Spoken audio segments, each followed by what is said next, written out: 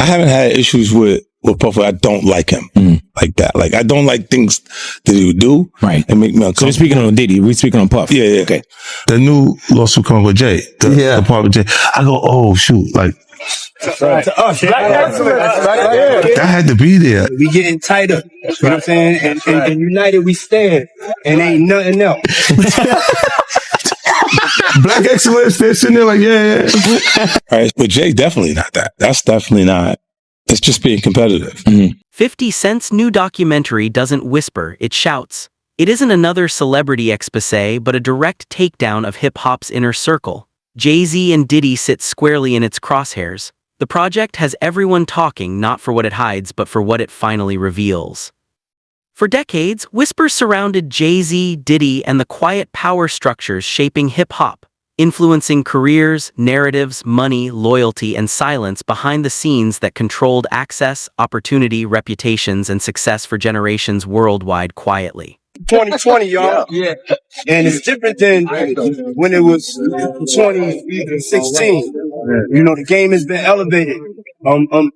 As we can tell, there's no expense being spared. We had a black billion. But now the silence is broken. Curtis 50 Cent Jackson, the artist who helped spotlight allegations against Sean Diddy, Combs and Netflix's The Reckoning, returns with a sharper focus. This time, he isn't just documenting scandal. He's examining how power was built inside hip-hop and who may have been sacrificed along the way. From Diddy's courtroom collapse to the untouchable mystique surrounding Jay-Z, the documentary avoids repetition. Instead, it reframes familiar stories from the inside out. Through insider testimony, legal filings, and blunt commentary, the film depicts an industry ruled by a few, where image was engineered, loyalty negotiated, and silence purchased. If 50 is right, what we've called success may have been carefully designed manipulation. The project explores one central dynamic: 3 moguls, 1 throne. Long-rumored tension between 50 and Jay-Z wasn't simple rivalry. According to the film, it was a prolonged battle over power, access, and control of hip-hop's narrative itself that shaped labels, artists, media coverage, public perception, careers, contracts, alliances, and legacies for decades across the culture, industry, and global music economy as well. I looking, I go, oh, that's your big homie, right? And so you image yourself after a gay painter. The big homie want to look like a gay painter. What are we talking about here? We're talking about Basquiat. He wants to look like a gay painter. On one side stands 50 Cent, loud, unfiltered, and willing to name names. A self-made disruptor, he built an empire by turning confrontation and commentary into profit. Opposite him is Jay-Z, calm, deliberate, and relentlessly strategic. In 50's framing, Jay is a businessman first and an artist second, advancing by long games while others chased moments. Between them sits Diddy, the ultimate connector. He transformed parties into meetings, music into leverage, and relationships into currency. In the documentary's telling, Diddy wasn't merely social. He functioned as a gatekeeper capable of accelerating careers or quietly ending them. Insiders describe a system that decided who could rise and who would stall. One source summarizes it bluntly: this wasn't competition, it was containment. According to the film, what fans interpreted as friendly rivalry masked deliberate control. The same names recycled across awards, radio rotations, brand deals, and boardrooms, while other artists faded without explanation. The documentary suggests those outcomes weren't accidents. It argues that influence flowed from a tight circle of decision-makers fans often celebrated as heroes. The most explosive claim centers on an alleged label-driven strategy involving Jay-Z and Diddy to suppress emerging East Coast talent. The motive, the film claims, was money. By the early 2000s, New York artists demanded higher advances, ownership of masters, and leverage in negotiations. Meanwhile, the southern market exploded. Labels found cheaper signings, faster output, and club records delivering high returns with lower risk. An executive interviewed explains that profits increased by redirecting attention south. That shift required starving the East Coast ecosystem. Resources disappeared, projects stalled, and promising rappers were shelved. Artists who didn't align with the strategy found doors closing simultaneously. At the top of the structure, the documentary places Jay-Z and Diddy, men with enough reach to steer trends and enough ambition to protect dominance. This framework connects directly to 50 Cent's own story. After early mixtape momentum, he says New York labels shut him out completely. Meetings vanished. Phones stopped ringing. Facing industry isolation, he took his music west to Dr. Dre and Eminem. There, outside the alleged containment zone, he finally broke through, turning rejection into a defining success that reshaped his identity, hardened his distrust of institutions, and fueled the confrontational perspective driving the documentary's central accusations today about power, silence, control, survival, ambition, loyalty, and the real cost of success in modern hip-hop culture and business politics. This is why you've never heard me say anything negative about it. You see what I'm saying? And it also connected to like M, because M's our relationship. My Eminem is Dr. Dre is Eminem's. To Eminem to me is what Dr. Dre is to Eminem. Yeah. So to disrespect him in any way is just you out of pocket. You're not even following the chain of command. In the documentary, a former label insider says they didn't want another 50 Cent, they wanted silence. The line is chilling because it reverses a long-held myth.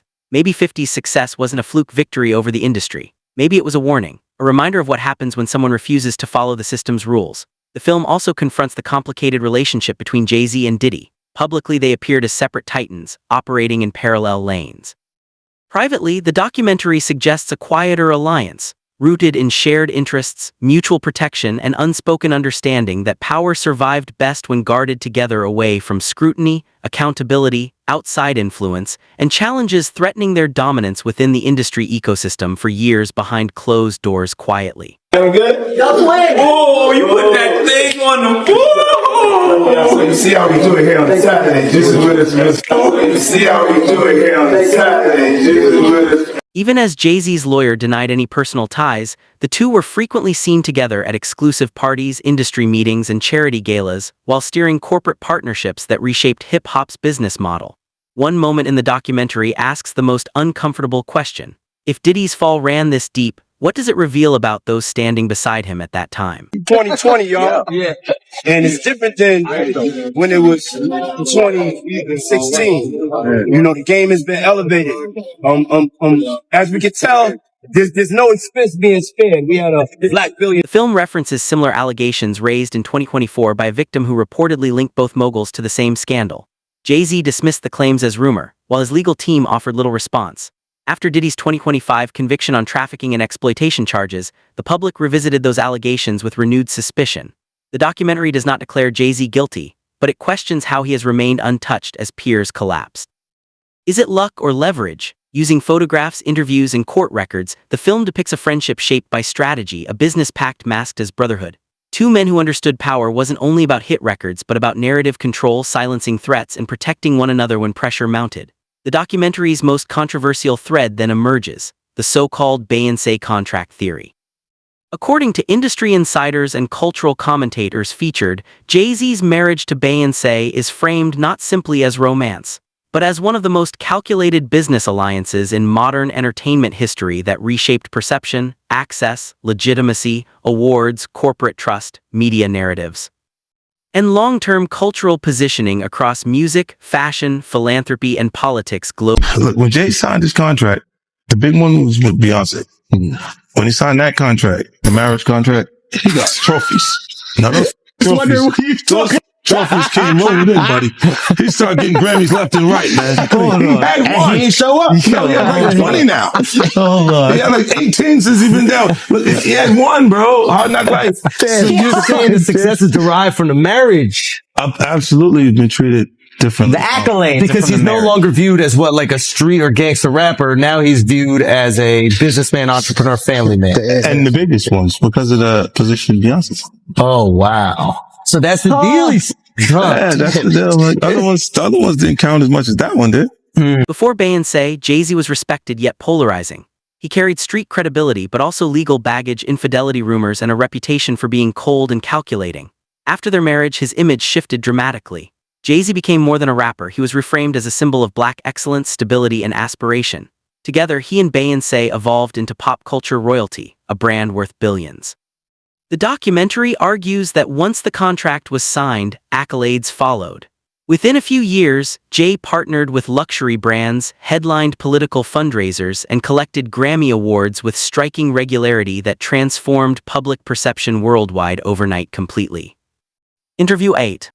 Critics in the documentary argue the marriage did more than polish Jay-Z's image, it legitimized it.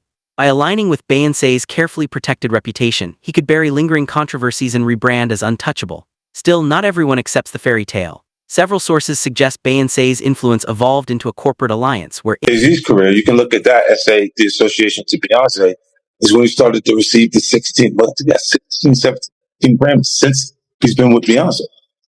Right? And you go prior to that, one.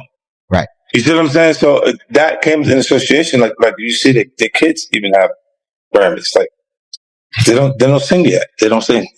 They don't rap yet, and they already have Grammys and shit. So it's like they give them this trophy so we secure that they're coming to the award show. It meant that much to the culture that they just gave them the things. Critics in the documentary argue the marriage did more than polish Jay-Z's image, it legitimized it.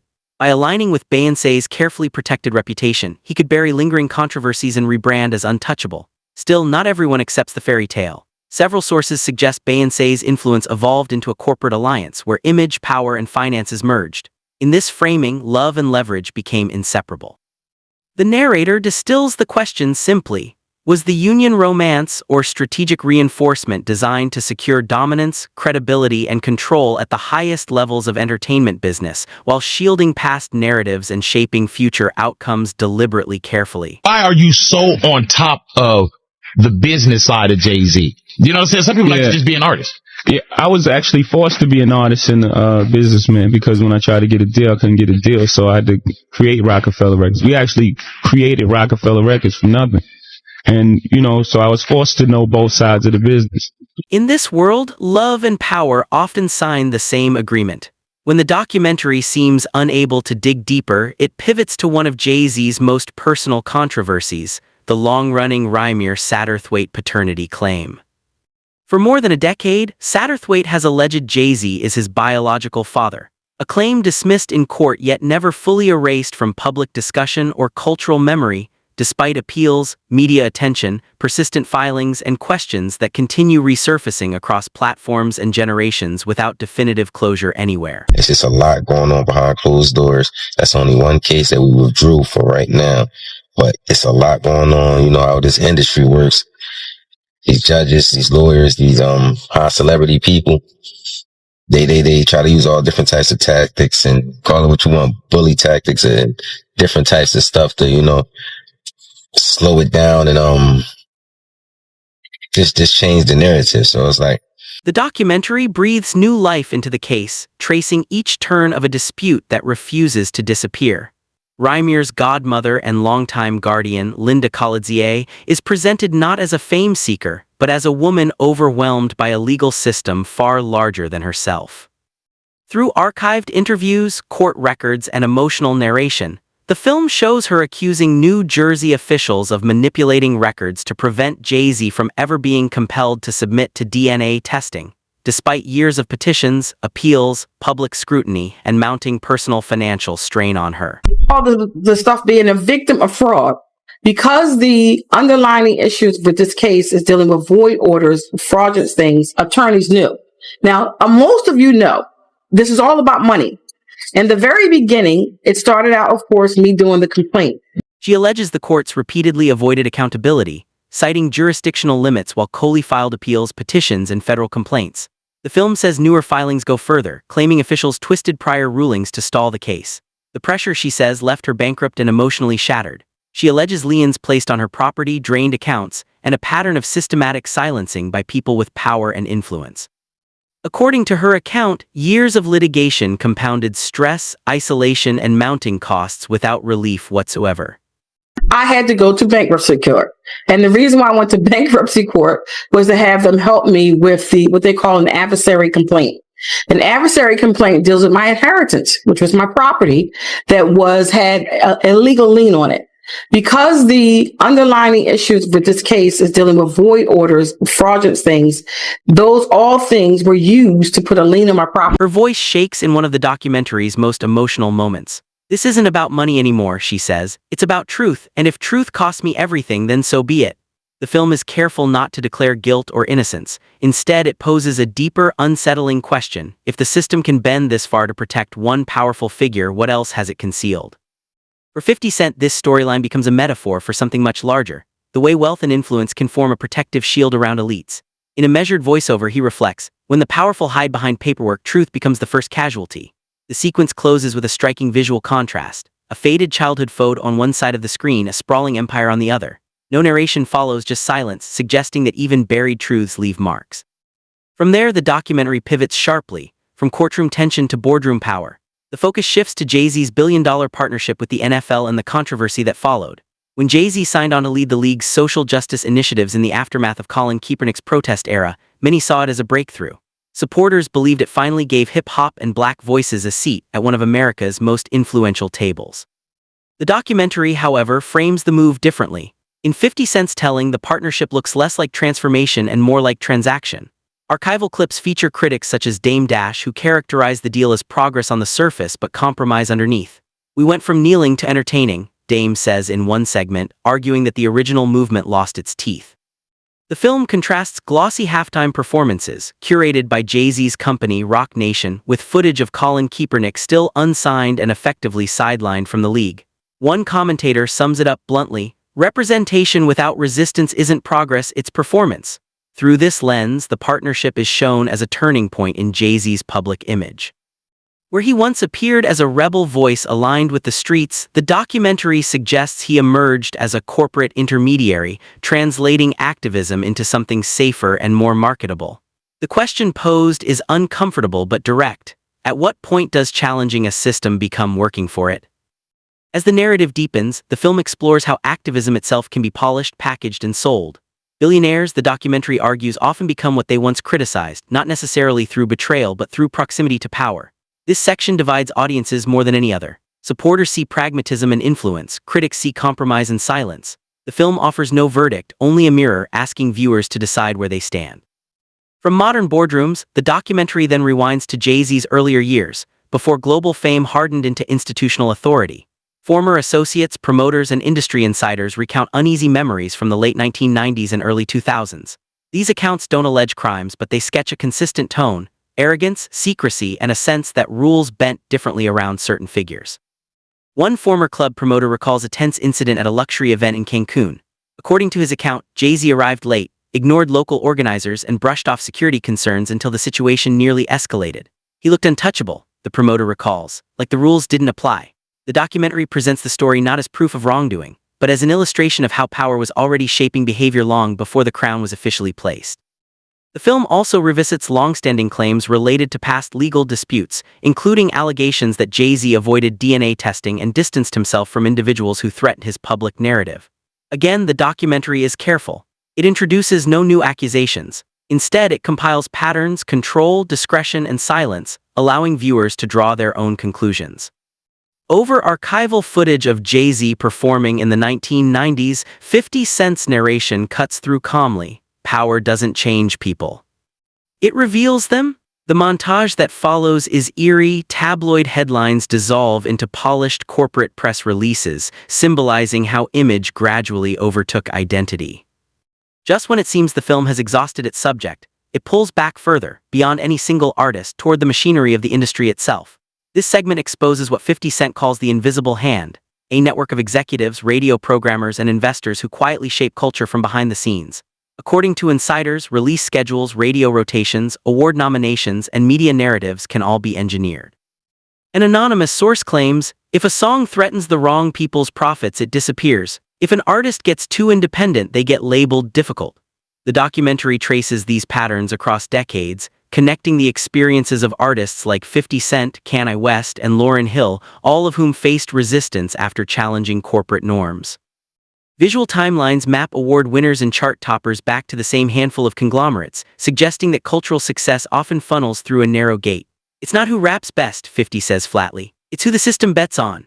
The implication is stark. Hip-hop's most powerful empire may not be a label or a mogul, but the illusion of freedom itself, the belief that talent alone determines outcomes. As the film builds toward its finale, it returns to the people who gave hip-hop life in the first place. Younger artists describe 50 Cent as accessible and grounded, someone who never fully detached from his audience. In contrast, Jay-Z is portrayed as distant and insulated, surrounded by security, lawyers, and layers of corporate protection. This contrast becomes the documentary's emotional core. In a culture born from the streets, one voiceover asks, which image earns loyalty, the reachable hustler or the unreachable icon? The film doesn't answer. It leaves the tension unresolved. The final moments deliver a quiet but heavy conclusion. Silence protects the powerful, 50 says, but voice, even when it's messy, protects the culture.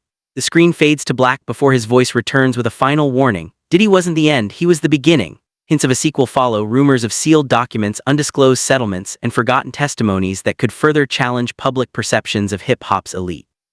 Standing before a wall of newspaper clippings and court records, 50 closes with a line that lingers. The truth doesn't expire, it just waits for someone fearless enough to tell it. The credits roll over a remix of Many Men, layered with flashes of courtroom footage and camera bulbs. A single phrase appears on screen, to be continued. From Diddy's conviction to questions surrounding Jay-Z's influence, the documentary doesn't claim to settle debates. Instead, it forces viewers to reconsider them. Was success earned or engineered? The film leaves that question open and invites the audience to keep asking.